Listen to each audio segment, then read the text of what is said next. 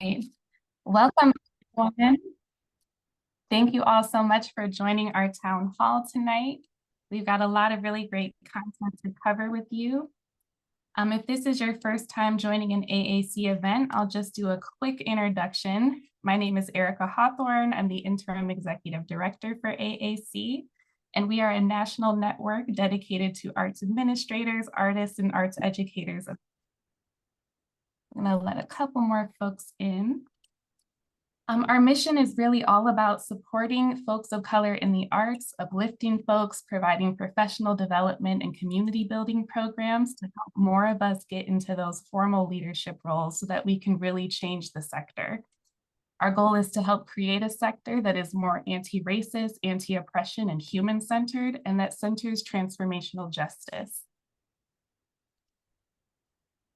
Our community is super diverse, as you will see in the study results today. We have folks of all different levels, multiple identities within being people of the global majority.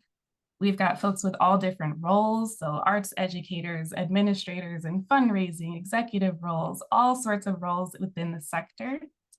And our audience is really wide. We've got more than 3,500 members in our Facebook group, and over 16,000 folks that engage with our mailing list. So the survey that went out to a really wide audience, and we're really excited to share what we heard from our community.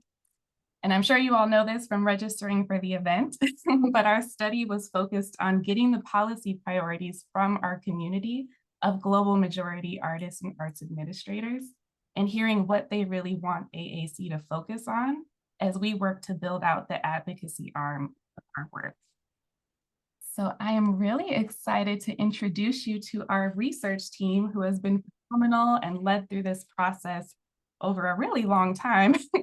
And this includes the 4 folks who are here presenting results tonight, as well as 2 cohorts of advisory council members that helped us refine our study, redo the research tool, and get that out to our community. So I'll turn it over to our core research team so everyone can introduce themselves, and then we'll get into the results. Dr. Kyler, you want to go first? Sure. Good evening, everyone. Welcome. Thank you for joining us for this town hall this evening. I'm Dr. Antonio C. Kyler. I'm the principal investigator for the study with AAC, and I'll pass it to my colleague, Dr. Van Wilden. Hi, my name is Dr. Kimberly Van Welden, and I am the quantitative researcher, or the person who crunched the numbers. I'll pass it on to Isha.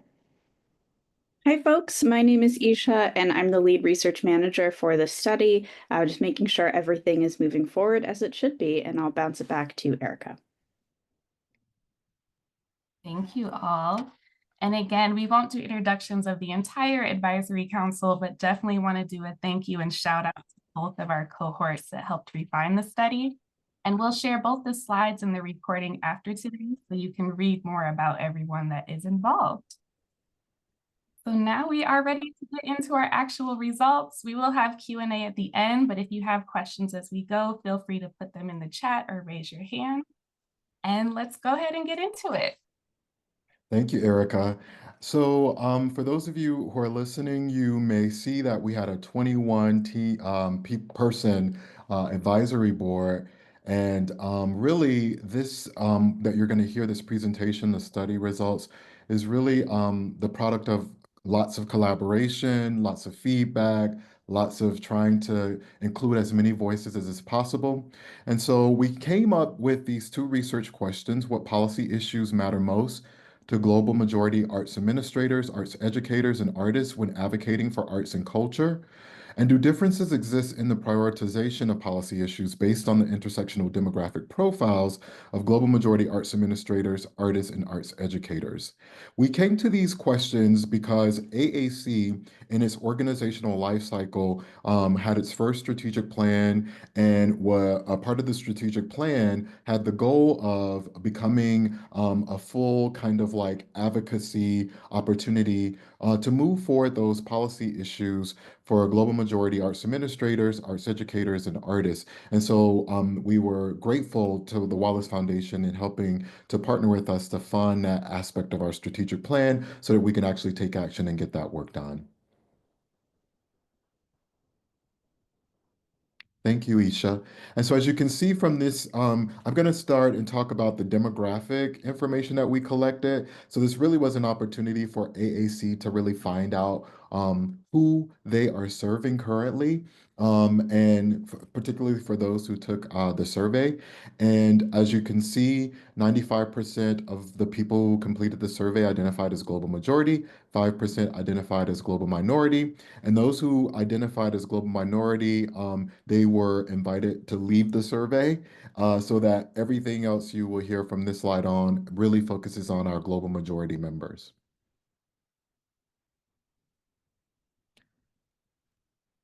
So here you can see that we had some nationalization of the data set and the survey results. But you can also see where AAC has plentiful opportunity to develop relationships with folks who exist in certain states or live in certain states to further develop its membership and to further continue diversifying its membership.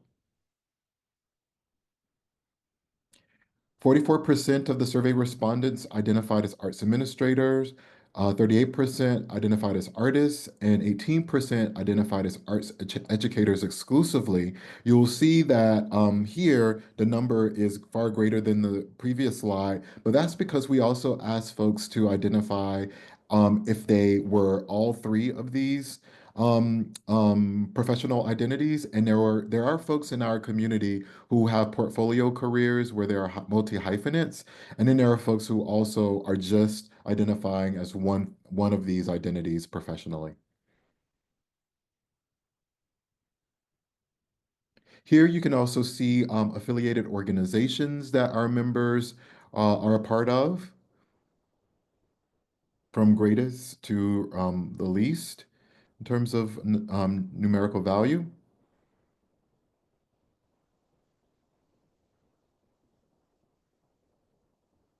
And then in terms of racial ethnic groups, 58% identified as of African descent, followed by Middle Eastern, North African, then Hispanic and Latine.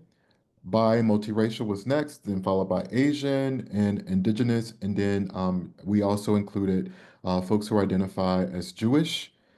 And our definition of global majority is inclusive of people who identify as Jewish because they have also experience ethnic and religious discrimination that is similar to those of us who don't identify as Jewish. That was, impacted upon by people of Western European descent, and so that's why we try to be as inclusive as is possible with that definition. So in terms of immigrant, we found that 39% of our survey respondents identify as an immigrant or the child of an immigrant. And that was something that we didn't ask about in the first iteration of this survey. So this is the second iteration. And this came out of our advisory team, this cohort, the cohort for this round of survey. And so we think that this is a very important question to have answered because in the next presidential administration, the issue of immigration is going to become critically important. In terms of gender identity, you see that the majority of respondents identified as women, followed by cisgender, then man. Transgender was the gender identity that was least selected. So that gives you a sense of the spread. And then as kind of an internal validity to the survey in terms of demographics, we also ask for pronouns, and you see that there's a match here with she, her, hers being the top rated or selected gender pronouns. In terms of affectional orientation, most of the survey respondents identified as heterosexual or straight, but we do have an overrepresentation of those who identify as LGBTQ in comparison to the US population. So there, only 7% of the US population identifies as LGBTQ. So the fact that there's an overrepresentation here at AAC, I think, means that people have found an inclusive space for them to exist, all of themselves, including their affectional orientation. In terms of age range, you see here that the millennials, over 52 or over half identified as millennials, followed by Gen X, then baby boomers, Gen Z. So we have intergenerational representation in our membership. And then in terms of education, we have a highly educated membership. Most of the respondents identified as having a master's degree, and then followed by a bachelor's and a doctorate. And of course, some folks preferred not to answer. In terms of socioeconomic status, 34% said that they sometimes worried about meeting basic costs of living, such as food, healthcare, housing. Um, but you still see a good spread here. And this is going to be important when we talk about the kind of like implications of demographic profile when it comes to the prioritization of particular policy issues. Disability status, most identified as not having a disability, but we are also serving people with disabilities and some folks who also preferred not to answer. In terms of religious identity, Christian was the most selected, followed by spiritual. And then again, you see a spread here. And then we also asked about political party affiliation. And you see here that over half identified as Democrats. And only 1% identified as Republican. But again, we wanted to assess the diversity that exists among our membership because we need to know who we are serving. And arts and culture is and has been a bipartisan policy issue. It has received support from the Republicans and the Democrats. It'll be interesting to see what will happen in the next administration given some of the policy rhetoric around defunding the National Endowment for the Arts, the National Endowment for the Humanities, and that will also have implications in what you'll see in terms of policy prioritization later in the presentation.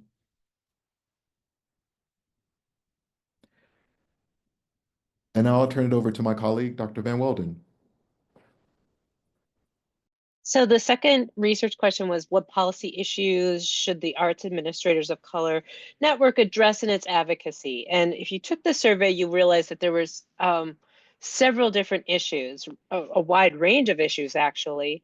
And what I did to analyze that is I took overall. So you've listened to all these different demographics of the participants, but I put them all into one group first to see overall what are the policy issues, and we ranked those. So if you go to the next slide, that is you'll see in rank order, and I also gave you the percentage at the very end. So the first one was federal funding for the arts education, and 78% of the participants said that that was highly important. What's important here, and I'll just give you a few moments to read these, but it's important to kind of absorb these first 9 because these will come back over and over again as I talk through the results.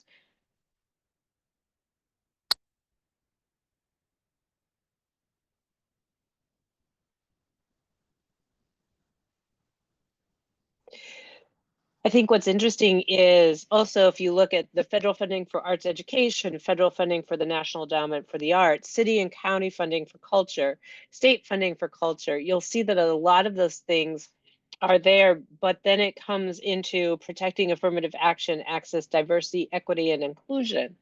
Those were affordable housing. Those were all part of the top 9. The next slide is going to show you further rankings rankings.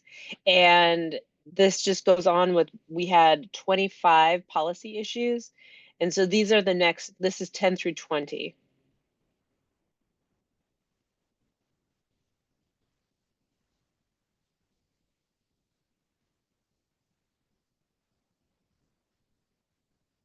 Again, these are just putting all of the persons together, regardless of the demographics, just everyone, all the participants together. The last 5, 21 through 25, the least rated policy issue was the international artist visa processing, which had 27%. But all of these were between 27 and 38%. So climate change and global warming, land back, criminal justice, and cultural diplomacy through exchange between US and the world, those were all things that were obviously not rated very high. They were the least highest ranks of all of the policy issues.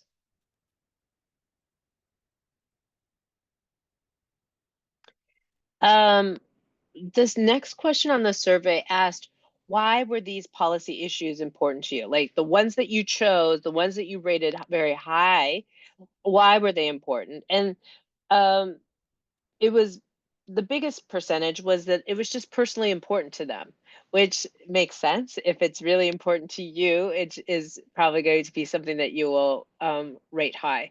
But what also was interesting is the next highest percentage was that it aligns with the AAC's mission, values, and vision. And that's incredibly important.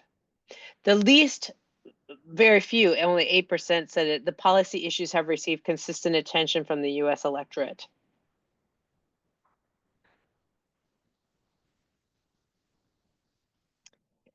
The next research question, or kind of a sub question, was, do differences exist in the prioritization of policy issues based on the intersectional demographic profiles of global majority arts administrators, artists, and educators?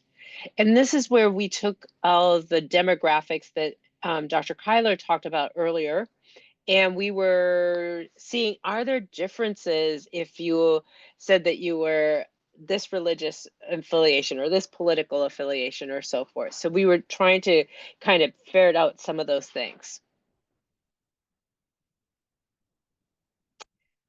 One result that I found was that the participants, and this is how, regardless of how we sliced and diced the demographics, no matter how they were divided, they still rank those top 9 policy issues the same.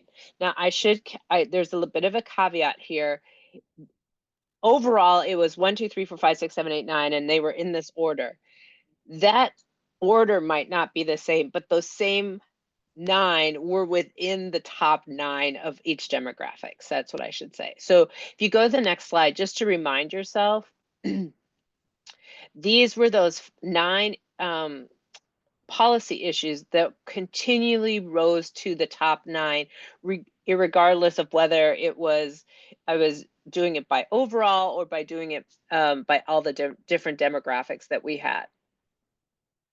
And I think what's important here, if I just may interject, what's important is because these kept rising to the top, these 9 kept rising to the top, that you can pretty much say that then these are the 9 for sure that everybody agreed on. It didn't matter what the political affiliation or your gender or your sexual orientation or any of that sort of thing. These are the 9 that were pretty much the ones that everyone wanted to have.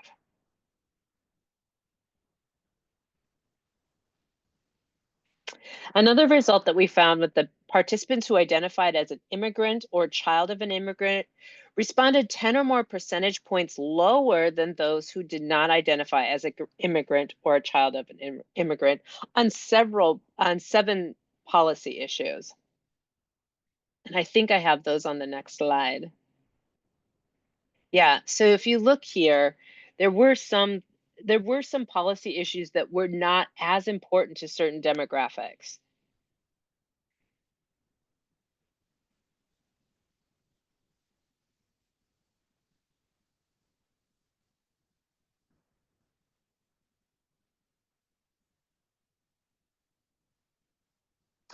Another result that we found was that participants who were in the oldest age bracket, those were 60 to 78 years old, and there was 28 of those persons or participants, They responded 10 or more percentage points higher than those in other age brackets on 7 different policy issues. So again, these are not the same policy issues as those that were immigrants or child of immigrants. These are different ones, but these rows, they rated them a little bit higher. So take that as you will.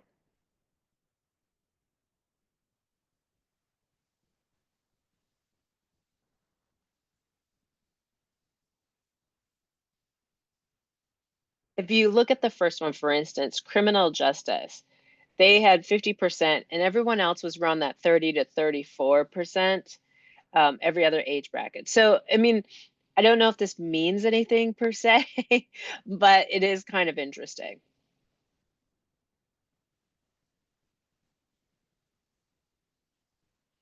Another result that we found was participants with higher levels of education, those who indicated that they had either a master's or a doctorate, they responded lower than those in other educational brackets on all policy issues, on every single one, except for net neutrality, preserving an open internet, universal basic income, and international artist visa processing. So they were very, it was very interesting. They didn't have the same thoughts about the other 25 policy issues. Well, 22 policy issues. Another result that we found was participants in the highest income bracket. There was only 13 that said they never ever worried about, paying bills and that sort of thing. They rated 12 policy issues more than 20% lower than participants in the lower income bracket. So just think about that for a second. They thought that the highest income bracket compared to the lowest income bracket, there were 12 policy issues there was quite a divide between how those two groups of participants felt. And I believe I have them on the next page, if I'm correct. Yeah. So you can see the lowest, when I say lowest there, that's the lowest income bracket, and highest equals the highest income bracket. You can see that there's really a lot of difference between how they feel about certain policy issues. I think affordable housing is one of the largest gaps between those, but there's still quite a large gap for a lot of these. The next page will give you the other 6, I believe. Yeah. Yeah. Again, there was the net neutrality. Yeah.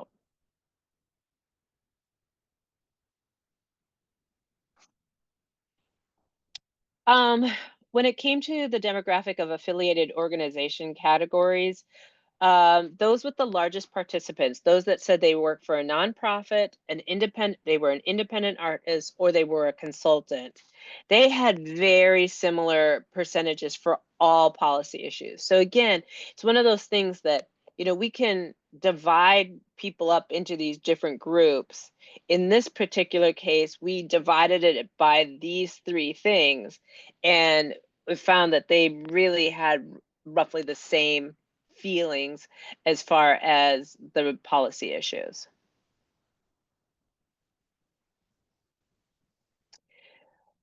One other thing that we did, we have run this study twice, and there was a little bit of change between study 1 and study 2. And again, Dr. Kyler and I believe Erica also discussed that, where we asked the advisory board to perhaps go through it and is there anything that we needed to retool, etc.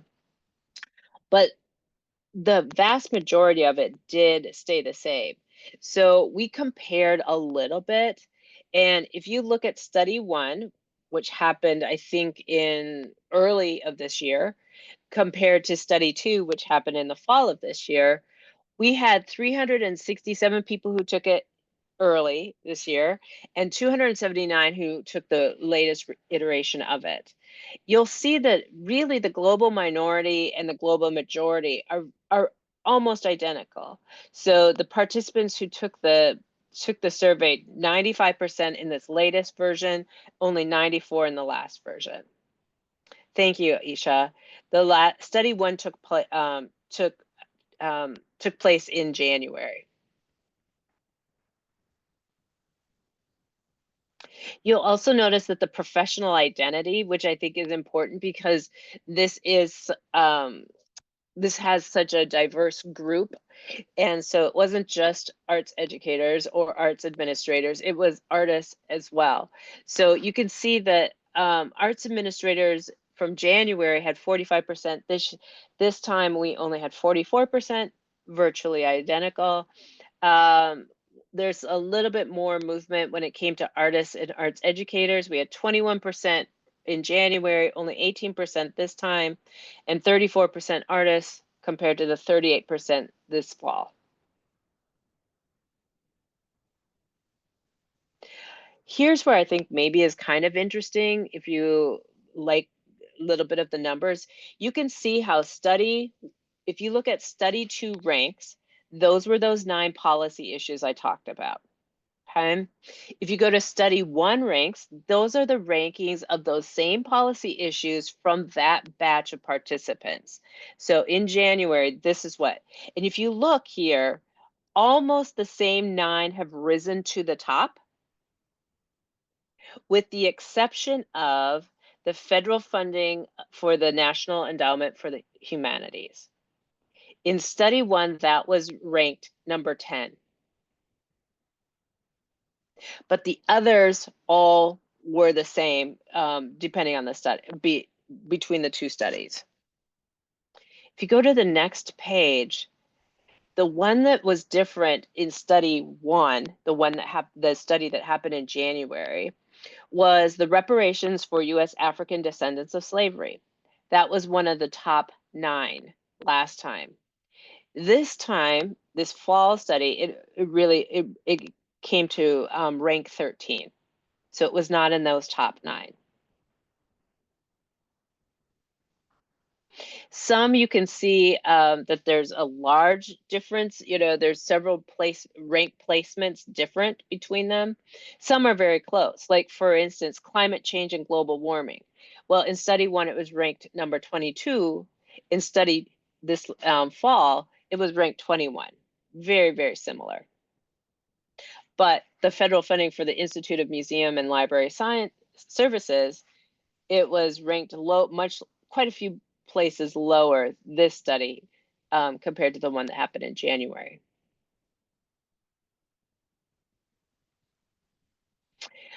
The last thing that is a comparison is those reasons why we should prioritize these policy issues. And if you look, they're virtually the same. The policy issues are personally important to me. Again, that was the most important reason. And then the policy issues align with AAC's mission, values, and vision. Those, again, were virtually the same.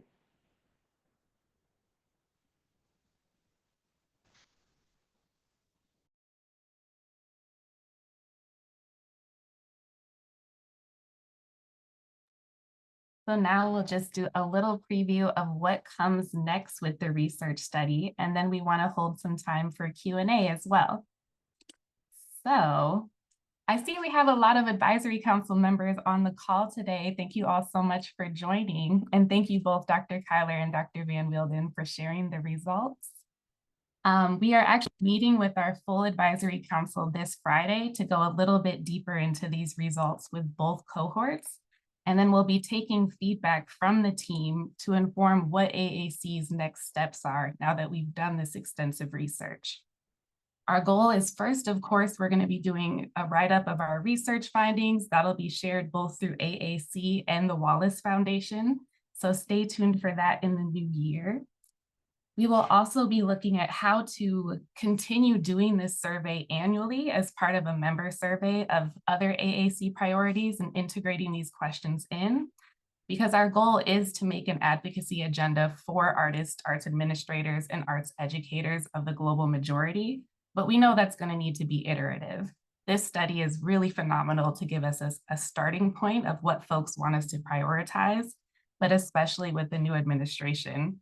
We know things will be changing frequently. We'll need different priorities based on what's going on. So we'll be assessing that annually. We will also be looking for partnerships, and we've started some really exciting conversations with the grassroots group who's doing advocacy work for people of the global majority. And we are looking for other folks we can partner with to host trainings, host workshops, do fly-ins, do days on the Hill, get resources out, and really activate our community to do this advocacy work. And now we have a good amount of time left on our town hall tonight, so we have some space for questions.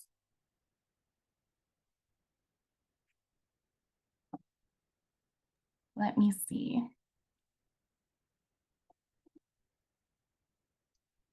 Keith, do you want to share your question out loud and add a little bit more detail?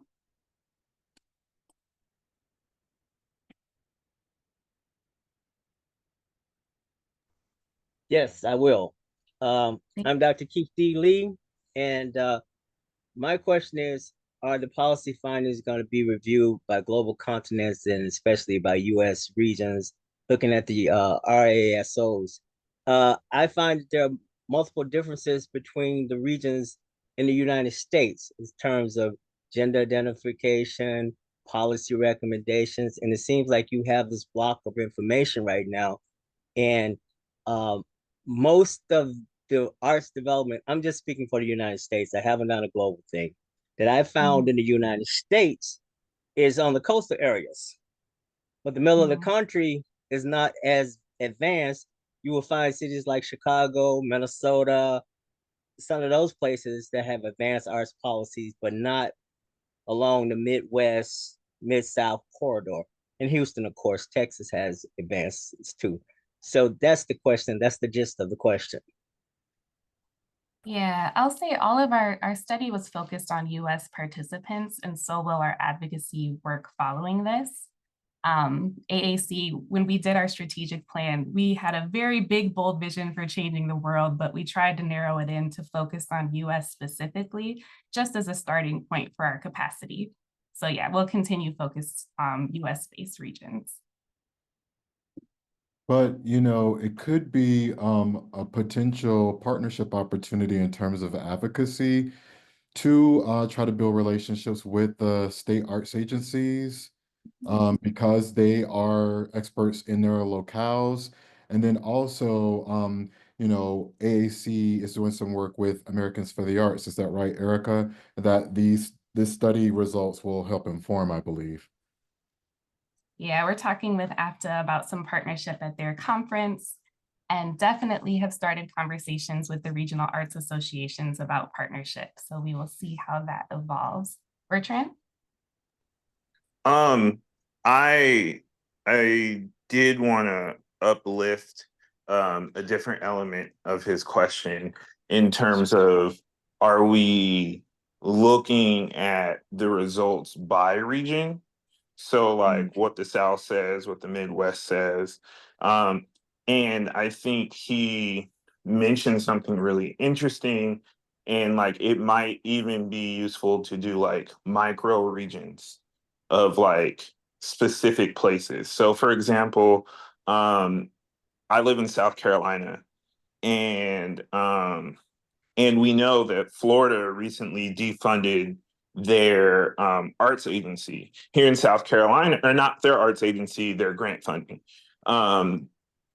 In South Carolina about 10 years ago, they defunded our our arts funding and our arts agency. Well, not they, the governor. And the state legislature reinstated it, overriding the veto. But like, those are just two stories. And like how I would be interested in, well, I would bet that folks in Florida probably have a different set of priorities that would benefit from being highlighted. And I work at Dance USA, and we barely got any responses from Kansas. And like, we struggled to find responses in the territories, I think in Iowa. And so like,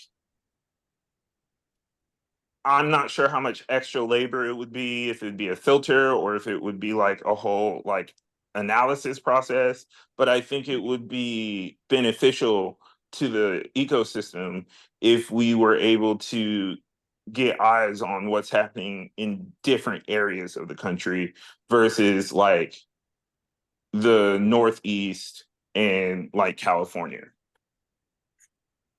Okay, I think that would be very useful. My only concern is that our response rate wasn't as high as we had wanted it to be. And so with the response rate we receive, you think that there is some value in highlighting what each region found to be important in terms of policy issues, even if it wasn't a robust number of people who responded. Uh, I definitely can't speak to that. Full disclosure, I just got here. Yeah, No so worries. we had 274 respondents Okay. survey, and we do have a Isha, if you could show the slide with the map of the US. And so there were some places that we had no, thank you, Isha. There were places that we had no responses, and there were places that we had plentiful responses. So in the places that we had plentiful responses, there might be some utility to that. But my only concern is um overall, we would need, I think, a more robust response from the membership to be able to do the kinds of analysis that you are asking about. So yeah, this slide right here, you can see where we had the most responses and the least responses.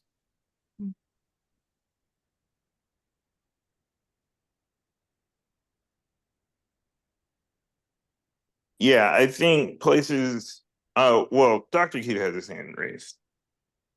Uh, and Dr. Kala, I think there is a value to that because what it does for people who are in these areas and surviving, even the non-responses and responses from surrounding states and area will still kind of give people who are living in those areas some idea what policy people are thinking. And it also will help activate some of the responses from places that no one has responded. I think if the network is going to be developed in the ways that that is hoped, that there's still going to be, there has to be a mechanism for understanding the regional.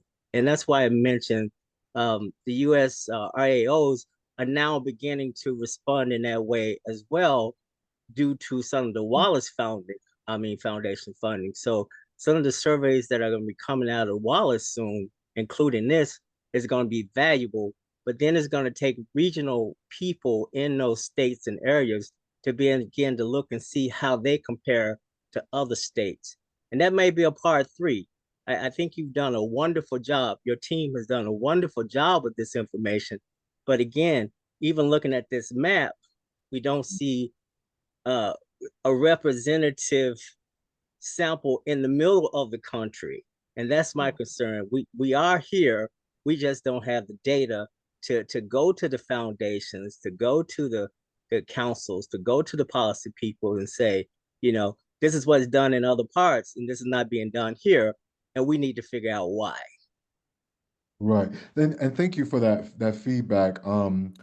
I because we focus nationally too, um, and it's not intended to be representative of the United States, it's meant to be representative of AAC's membership.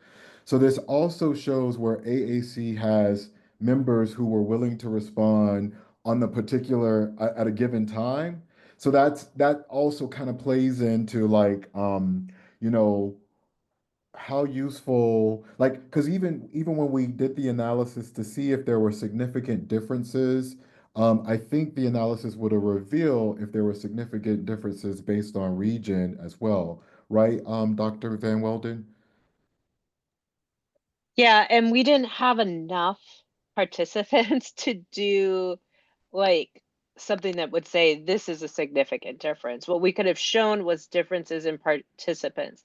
But for instance, it was very difficult. If you go to the Midwest, for instance, there were several states that didn't have any, and there were several states that had maybe a single person who did it. So if you go to the Midwest, one person from, like if I said one person from Iowa, one person from Minnesota, one person, there's just you can't compare that to what's happening.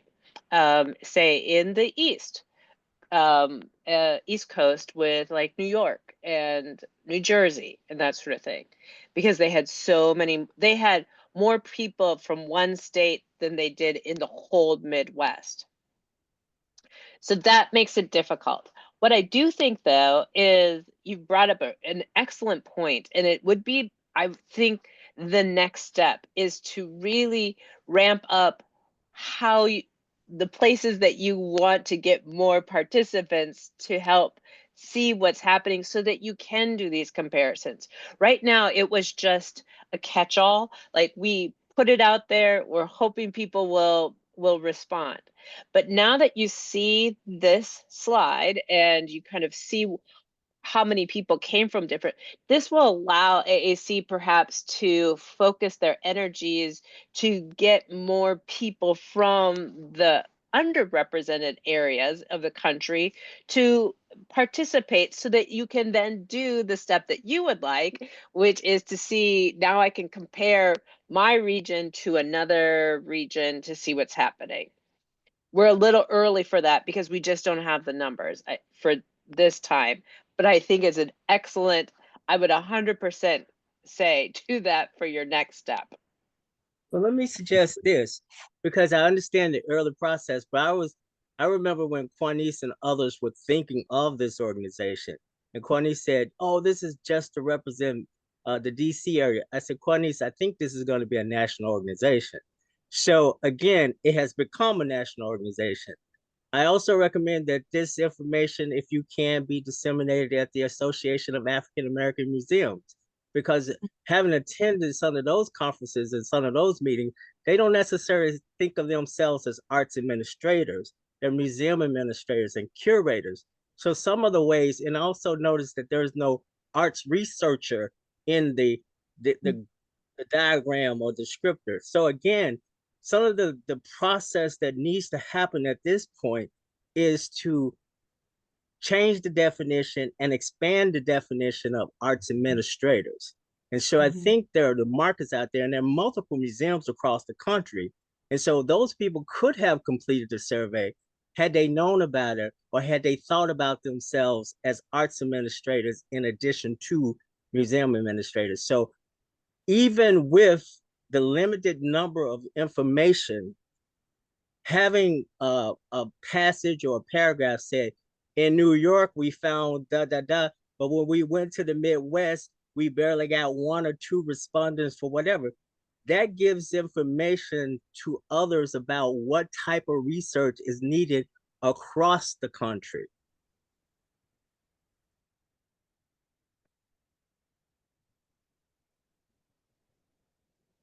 Erica, these are all. can I jump in? Nafisa. Nafisa, Yes, it's and then I'm going to Nafisa. go to the immigrant slide next. Okay. Hi, everybody. It's Nafisa Simonet from Detroit. So I happen to be representing the Midwest in this conversation. So I'm going to apologize on behalf of the entire Midwest for our lackluster participation in this survey. I will add that as Erica and I have developed a very close working relationship, that we are working to grow some things in the Midwest, specifically in southeastern Michigan. And so I see the partnerships that we're developing being a useful tool for something like this.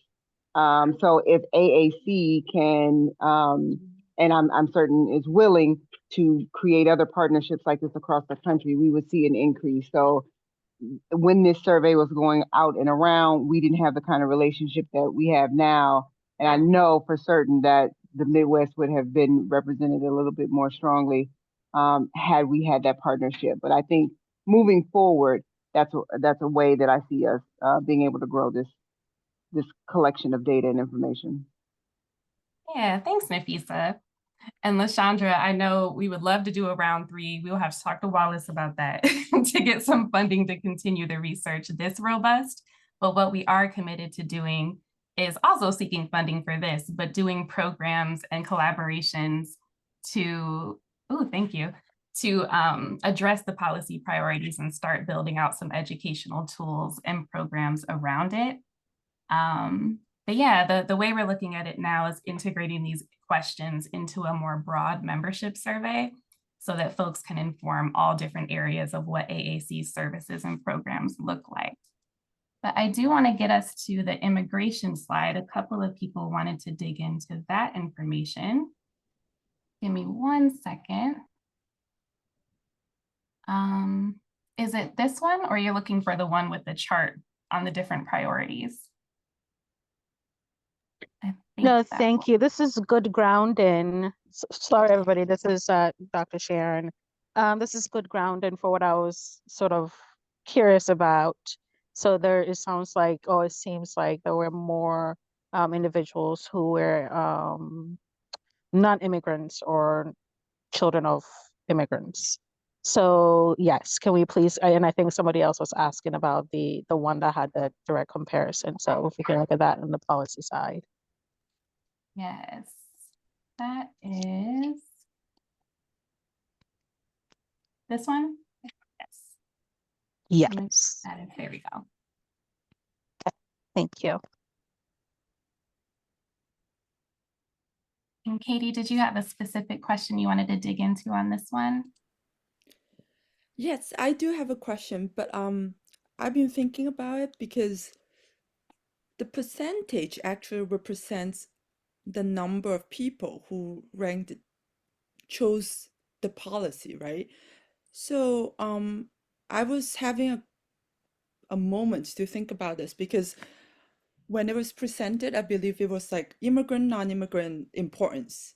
But I believe this might be a little bit misleading because when we rank the question, we didn't, if I remember it correctly, we didn't rank it based on the degree of importance.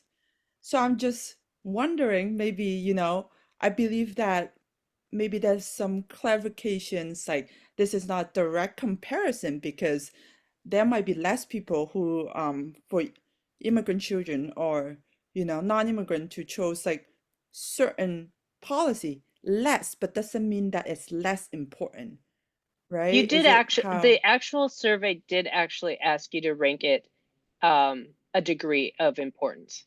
Yes. So it was a 1 through Okay. 3 degree. So it was. So that's Okay.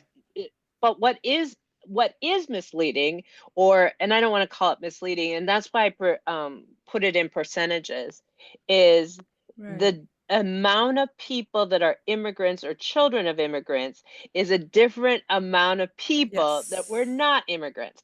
That's where it could be slightly misleading because it's immigrant, child of immigrants and then Yes. not immigrants. So they're different amounts of people. However, that's why I put it into percentages, because it's the only way that you can compare such unequal groups to Mhm. each other. Got it. So that's, yeah. Got it. Thank you for clarifying that. I don't have more questions. Thanks for asking it. Are there any other questions or slides that folks want to dig into a little bit more?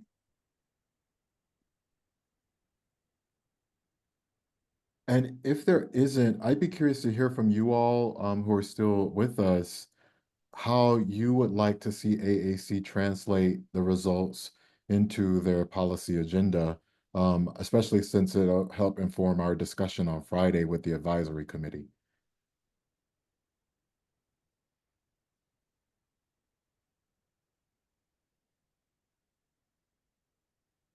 Chandra? So I am the program and research manager for the Creative States Coalition. And my name is LaShondra Vernon. And what I would love to see happen with this information is a way to develop a pathway for the non-global majority advocacy groups to intentionally utilize and access the research from this space to support their states instead of duplicating it and doing it again. And so as we are doing the same work, but not with a equity and inclusion based lens primarily, but really just around developing in that space, we see AAC as the experts in this area, given that the membership is 100% global majority folks. So I'd love to figure out how, number one, we can activate some of the states that are at the table that have lost resources. Florida is a member of CSC, and even though they are not resourced, they continue to participate. So just really cross-pollinating. I don't want to do a new survey as much as I want to make sure this survey gets the most traction possible that was done by AAC. Thank you for that, Lashandra. And one of the things that we did intentionally is build in the policy issues that Americans for the Arts, Opera America, League of American Orchestras, their policy agendas. We actually, it was kind of embedded in the policy issues strategically to add value to the survey so we can say to them, here amongst global majority communities, we were also assessing what's important in terms of policy issues for global majority arts administrators, arts educators, and artists. And there's resonance for your policy agendas, but also with the lens of equity being very important. Thank you, Dr. Kyler. Dr. Sharon? Yeah. Thank you for that. And I echo that feedback that was given. The more the results from this work can have reach in other settings, I think will make this work impactful. And my thoughts are not fully formed about this idea, but I still keep getting back to the immigrant pieces of the results and the resulting policies that the survey respondents gravitated towards too. There's the policy around, I believe, visa processing for international artists that was ranked very low, but it's piquing up my curiosity more from the sort of when the transition happens, when it comes to policies around immigration, the implications of that. Again, just centering the fact that we're a global majority in terms of the focus of this work. So there's something around that. Like I said, my thoughts are not fully formed yet, but there's so much curiosity around it. Again, knowing from a policy perspective what some of the rhetoric is around the discussion around immigration. So that's one thought. So I guess some thinking around that and how we disseminate this is what I'm getting to. Another thought, and that comes to mind for me along those same lines, is also thinking about shifting demographics, again, due to policy implications and what that means, whether it's folks that are actually leaving the US as a result of the transition that is coming, because there's a lot of things that are already shaping up. And when it comes to individuals in the network who identify as immigrants, I'm also back to the point that was made out about regional locally in the US, or at least nationally in the US. I'm actually also thinking about the variation of the status regionally across the world. So where exactly are these immigrants from? Because when we look at the arts, the experiences, and I guess I'm speaking from my lived experience as an immigrant, the experiences that, for example, individuals from that are immigrants from the global South as relates to other parts of the world and how they experience the arts when they come to the US, there are variations there. So there's something there too. And it might be part of how we think about future models or future iterations of the work. But those are some initial thoughts that come to mind for me. Thank you. Oh, and one last thing. I do like that this is going to be annual because I do think that, again, time, we already saw the shift, not that impactful, but some shifts from when we did this in January to the recent one. So I can only imagine that we are going to be seeing some of those as time evolves when we keep doing these annually. Thanks again. Yeah, that was something we were concerned about, if having it so close to the election impacted participation. And Yep. clearly, it seems like disseminating the survey earlier in the year would yield more engagement. And so that might be a kind of like standard bearer for AAC, to find out like what the best time is to conduct a survey like this so that you get the best participation possible. I agree. Thanks. Yes, great points. Bertrand, I think this will be our last question, and then we will wrap up. Before Bertrand starts, I would like to add to that, with the new election, with the elections, and I think one of the things we've talked about in the recent past is how I think some of these policy issues might change due to the new administration coming in. And so it would almost be useful or very helpful to not only do it now, but do the same study within, say, like 6 months or a year, to see how the administration has changed, the political administration has changed their thoughts on what's important. Yeah, that's a very good point. Bertrand? Thank you for that. I was rushing to my mute button. I just wanted to point out that I used to work for the Performing Arts Alliance, and Dance USA is a member of the Performing Arts Alliance, and the League of American Orchestras, and Opera America is a part of that as well. So I guess we can partner to get that information to them. I meet monthly with Heather, Nejin, and Megan, as well as someone from Theater Communications Group. So please use me as a resource. Definitely. Thank you so much for offering. I know you have my email, but I'll just still put it in the chat for other folks. And thank you all so much. Yes, Dr. Lee, we will definitely do that and look for some additional support to continue this work. But yeah, thank you all so much for joining tonight. We are coming up on time, but I will share the recording and a copy of the slides with everyone. And if other questions come up, please feel free to reach out. We'll be building out our next steps, finalizing the actual study to get that published, and figuring out what the action steps look like for us to take next year to start our advocacy work. If you're not already tapped in, I'll make sure in the follow-up email that you subscribe to our newsletter, join us in the Facebook group, and keep an eye out for our upcoming events. Our last official event of this year will be another co-working session where folks can come together and engage in the chat to be in community as we close out the year. And we will also be sharing an exciting announcement soon about next year's convening and bringing that back in person. So stay tuned to the newsletter for that.